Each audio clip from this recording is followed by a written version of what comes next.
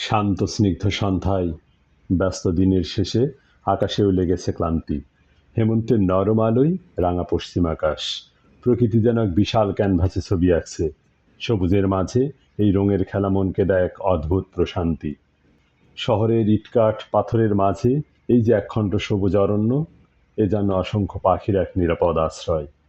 দল বেঁধে ঝাঁকে ঝাঁকে আসছে সাদা বকের দল, তারা যেন মেঘের ভেলায় চড়ে ঘরে ফিরছে।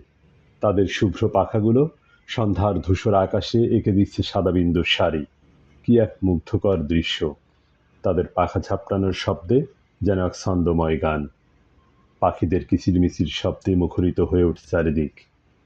প্রকৃতির নিয়ম মেনেই সব পাখিই জানে তাদের ঘরে ফেরার ঠিকানা। সন্ধ্যা নেমেছে, এবার বিশ্রাম নেবার পালা।